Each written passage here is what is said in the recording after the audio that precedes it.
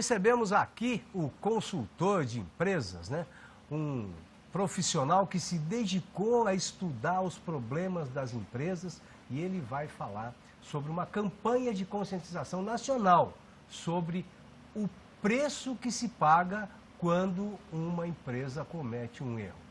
Carlos Felski, muito obrigado, boa tarde. Boa tarde, alegria estar no seu programa, Tobias. A honra é toda nossa, Carlos. Ô Carlos, o que é que te levou, o que você teve de trajetória de vida que te levou a procurar entender esse modelo de gestão que te aponta o preço do erro? Ok, bom, eu venho do marketing, eu trabalhava por uma afiliada da Band em Santa Catarina e na publicidade o nosso intuito é sempre fazer o cliente vender mais. E eu observava que muitos problemas de vendas ocorriam internamente numa fábrica, desde um comércio varejo. Então comecei a observar esses erros e comecei a conduzir esse empresário a buscar uma maior assertividade. Com coisas muito simples, conscientizando os funcionários de prestar atenção, de estar mais atento. Eu comecei um trabalho de consultoria e já se passaram 14 anos. Essa foi o início da minha trajetória, sempre preocupado em aumentar a lucratividade do negócio. Me desvinculei da publicidade e me dedico exclusivamente a esse tema. Tá. E você descobriu então que as empresas tinham um gasto enorme por causa de gente que cometia erro? Exatamente. Isso é muito comum acontecer. Hoje uma empresa investe muito em máquinas e implementos. Os investimentos são muito altos para você montar e manter um negócio. Você investe muito em publicidade. Agora, os erros que eu costumo chamar daqueles erros cupins, o que é um erro cupim? Que vai roendo a estrutura no dia a dia. Fala um erro que é comum. Um funcionário que digita um número errado e você acaba entregando uma mercadoria que é para ser para o sul, para o norte do país. Alguém que não olha na fabricação de um alimento, não lê a ficha técnica da fabricação e coloca um ingrediente que não era para ir. Como eu já presenciei numa empresa de consultoria de alimentos. Da multa. Não, foi fora. Foi um tonel todo fora, porque o que estava sendo processado tinha uma característica técnica, o funcionário não leu a ordem de serviço toda, houve uma alteração e colocou um produto químico ali dentro que estragou todo um tonel de alimentos.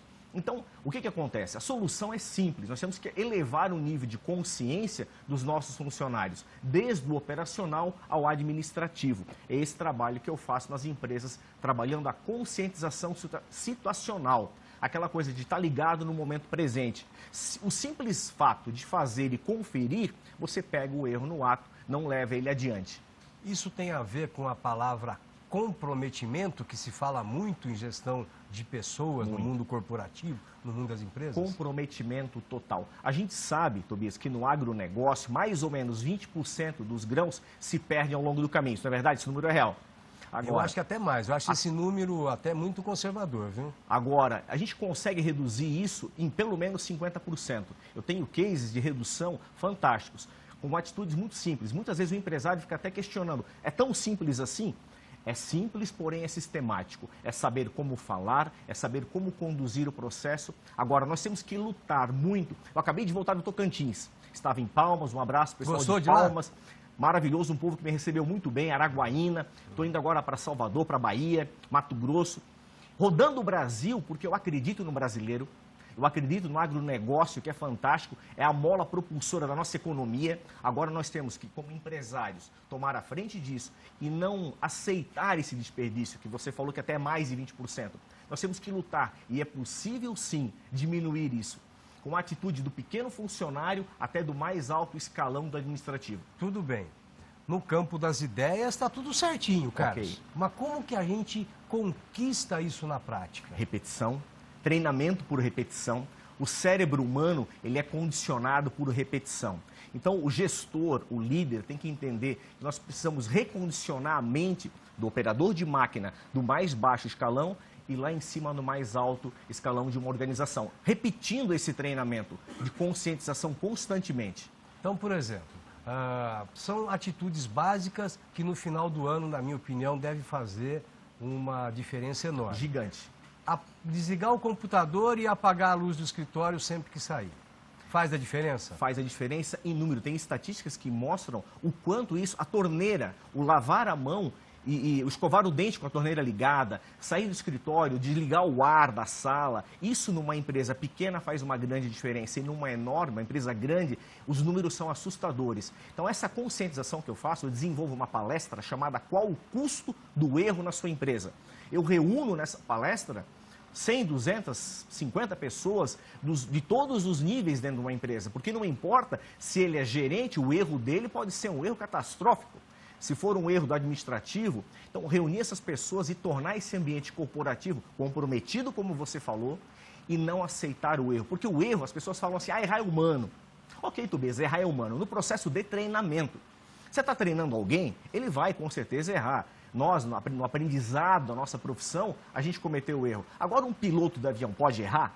Um cara que fabrica paraquedas pode errar? Então, essa consciência que nós temos que trabalhar como em uma fábrica de paraquedas. Lutar para que esse erro não aconteça. E o erro já não é mais do treinamento. É alguém que está habilitado, que foi lhe dado algo na mão que custa muito, matéria-prima, máquina, e você tem que trabalhar consciente.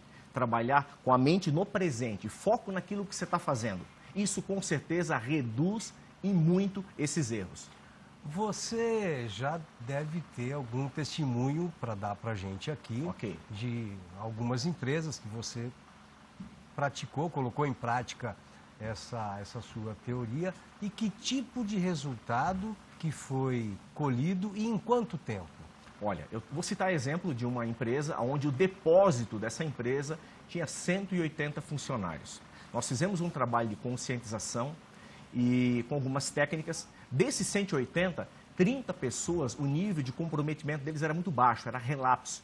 O que eu faço? Eu levanto o brio, uma palavra que poucos até usam hoje, palavra antiga, a vontade, mas é uma palavra real. A gente precisa levantar esse brio das pessoas para que se comprometam. As 150 pessoas deram conta do recado e a pessoa se motivou tanto que acabou excluindo do time aquela pessoa que não pegou nem no tranco, aquele cara que não queria nada com nada da vida. Nós tivemos uma redução significativa. A empresa me mandou, Tobias, um documento oficial dando dados e estatísticas. Com 150 funcionários, 30 foram eliminados, o nível de produtividade aumentou significativamente e os retrabalhos e os desperdícios, a quebra, que era astronômica, diminuiu quase a números extremamente normais para uma empresa daquele porte. Então, a gente reduziu o efetivo, diminuiu folha, aumentou a produtividade e diminuiu o retrabalho e desperdício, ou seja, a lucratividade aparece. Isso em um depósito com 180 funcionários. Eu coleciono aí ao longo desses 14 anos exemplos. Muito bom. Ô Carlos, a gente vai torcer para o pessoal do governo federal estar assistindo a sua entrevista aqui, para ver se você vai lá no Palácio do Planalto dar umas palestras lá, viu? Olha, quem sabe, né? Para evitar o erro. Quem sabe, mas será que eu sou bem-vindo lá? Vamos ver, né? Acho que vai ser, ué. Vamos lá, vamos lá. Cafezinho quente, água gelada. Com certeza. Lembrando que a gente atende, Tobias, empresas pequenas, médias e grandes do Brasil todo. Eu sou um entusiasmado pelo ser humano. O povo brasileiro é fantástico. Agora, o que a gente precisa fazer é tirar aquela complacência. Tobias, o principal problema começa com o empresário, com o gestor, que é complacente ao erro. Que é passa a mão na cabeça. Exatamente, passa a mão na cabeça, acostumado com a paisagem. É assim mesmo, a gente erra assim mesmo. Muito pelo contrário, nós temos que buscar essa disciplina, atendendo essas empresas com muito amor e carinho, e os resultados são fantásticos. Por onde a gente passa, o resultado acontece. Por quê? Porque o ser humano, quando está consciente da sua responsabilidade, ele passa a produzir esse resultado positivo. Agora, o Carlos, como que deve ser a postura hoje? Vamos pegar do pessoal jovem aí, um menino, uma menina recém-formado numa faculdade, né? Como que deve ser a postura deles diante desse momento de crise econômica, né? Muita gente sendo demitida, não no nosso setor agropecuário, mas muita gente aí desempregada, né?